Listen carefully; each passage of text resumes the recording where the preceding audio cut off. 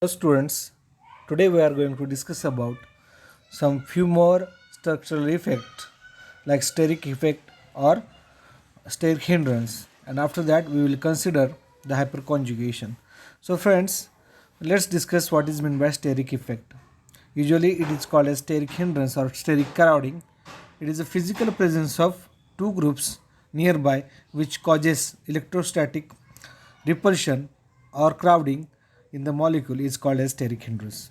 So let's see what happens when the steric hindrance around a COOH group in aromatic carboxylic acids. So if we have bulky groups around this COOH, aromatic benzoic acid, or I will say benzoic acid, and its ortho position, then acidity of this aromatic acid increases. Let's see what happens.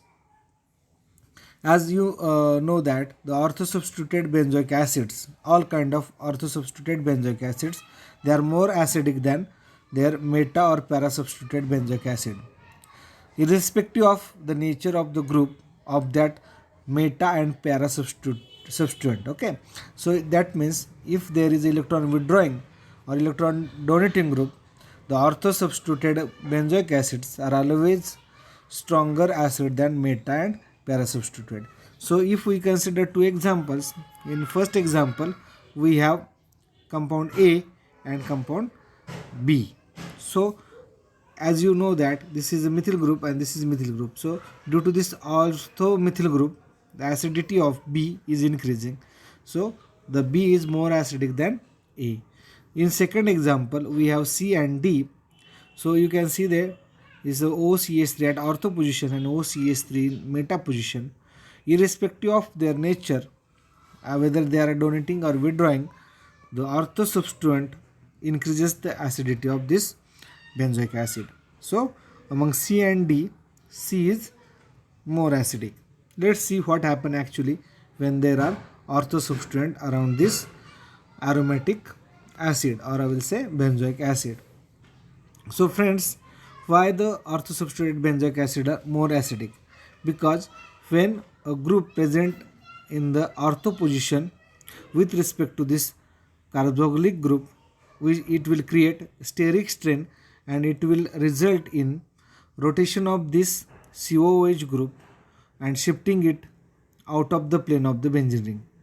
Okay, this group, this COOH group will rotate and it will shift out of the plane of the benzene ring, and hence this will result the carboxylic group can no longer participate in the ring resonance. Okay, so the first part is, or first point is, it is not participating in ring resonance after the steric crowding because it is out of the plane, and hence the delocalization of negative charge, that is a conjugate base, okay, that CO minus, okay, O minus, that negative charge on the oxygen is equally distributed between these two oxygens.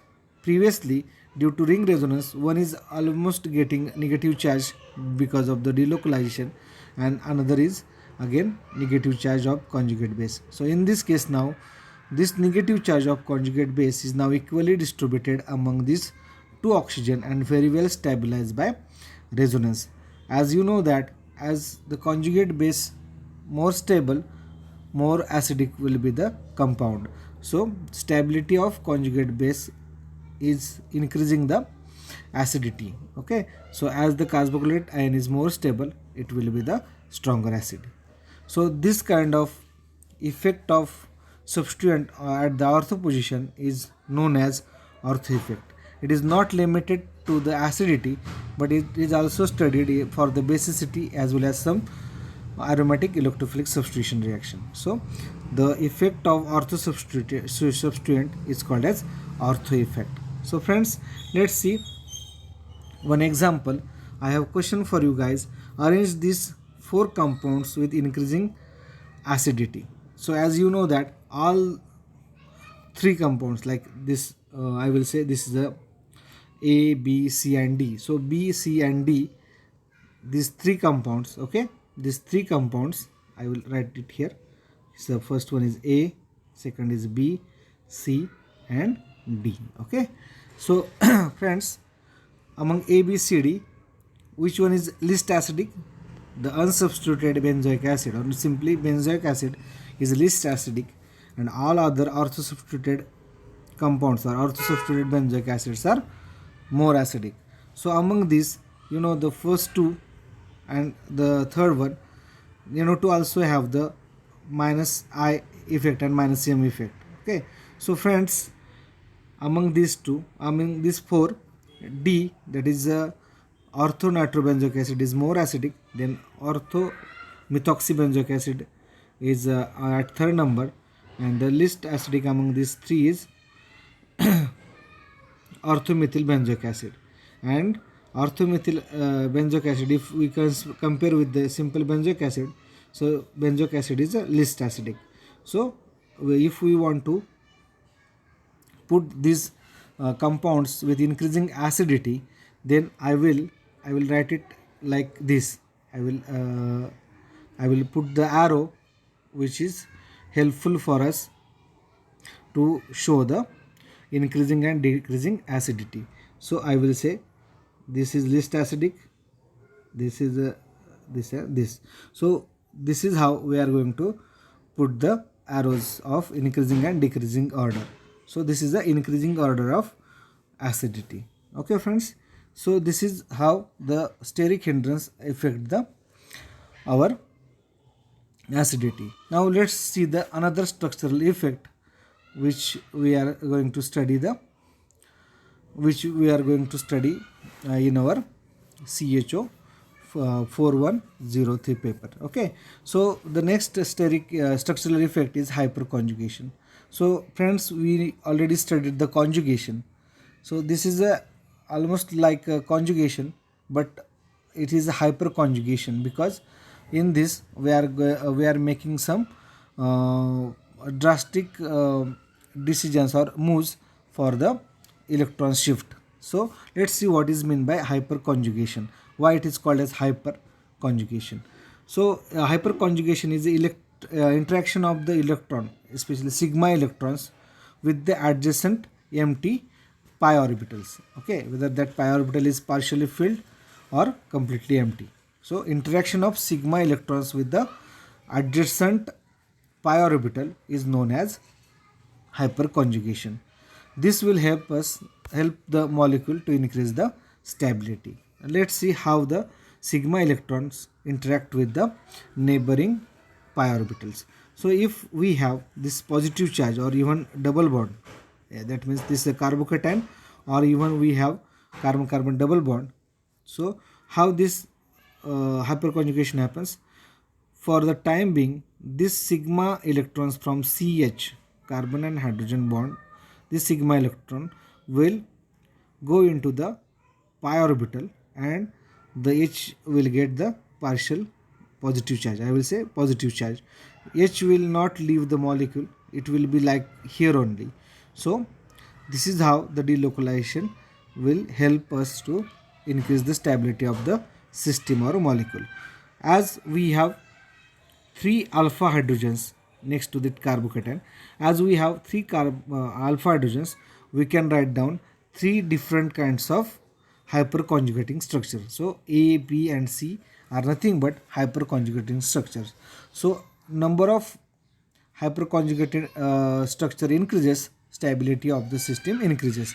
So we need to consider the alpha hydrogens for the stability. Number of alpha hydrogen increases, stability or hyperconjugation effect increases. So for this compound we have 3 hydrogens, 3 alpha hydrogens, so we have 3 structures. Okay, now let's see some examples. Can you guess how many hyperconjugating structures are possible for this compound, the above one? We need to look for the alpha hydrogens next to this. Now this is a functional group, carbon-carbon double bond is our functional group. Either there might be a carbocation or a double bond.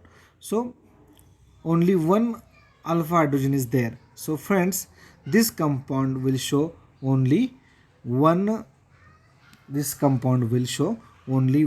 hyperconjugating structure. Now can you tell me how many How many hyperconjugating structure are possible for this compound? The bottom one. There are no alpha hydrogens, so there are no hyperconjugating structure or zero hyperconjugation structure possible for this kind of compound. So if we compare above one and below one, then this above one is more stable. This is more stable than this one, okay, because first one have the one hyperconjugation structure and second one have the zero hyperconjugation structure. So number of hyperconjugation structure increases, stability of the system increases. So understood. Now let's go for some more examples. I will say there are two things which are considered under the hyperconjugation, that is stability of alkenes and stability of carbocation. As we already discussed, number of alpha hydrogen increases, then number of alpha hydrogens increases, stability of the system increases. So if you see, this is one R group, say CH3.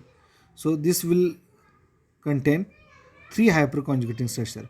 We are going to consider the alpha hydrogens. Don't count this structure, this hydrogens, okay. This is a monosubstituted and R is any alkyl group. So 3 hyperconjugation structure. If we consider 2 CH3 group, there will be 6 hyperconjugation structure. Again this will be 6 hyperconjugating structure, but this is just trans. So cis and trans will be almost same in stability. Then this, if we consider CH3, CH3 and CH3, this compound will have, the tri-substituted one have 9 hyperconjugating structure, and finally tetra-substituted compound will have 12, maximum 12 hyperconjugating structure. So this is how the stability of alkane is considered under the hyperconjugation. Okay, now let's go for the next slide. So stability of carbocation, as we discussed in first slide, I will again discuss over here. This is a carbocation and we have 3 and 3, 9 alpha hydrogens. So we have 9 hyperconjugating structure. This is 6 hyperconjugation structure. This is 3 hyperconjugating structures, and finally no hyperconjugation conjugated structure. So hyperconjugation can also explain the stability of carbocation. So this methyl cation is a least stable, then primary one, then secondary one, and tertiary carbocation is more stable among the all alkyl carbocation. Okay, understood.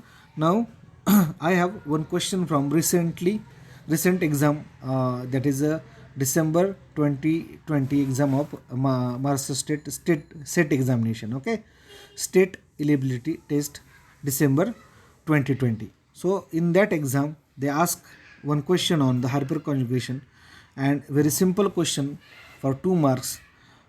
But still some of my students are confused between stability order of the following compound. So friends, if we consider these signs, these are the increasing order of stability. Okay, these all signs are increasing order of stability. That means the first one will be the least stable and the last one will be the most stable. So friends, if we consider 1, 2, 3, 4, then let's count the alpha hydrogen or hyperconjugable hydrogens.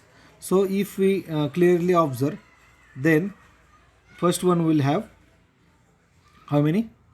First one will have 3 hyperconjugation structure, second will have 6, third one will have 12, and again fourth one will have 6. Okay, so 12, that means third one is third one is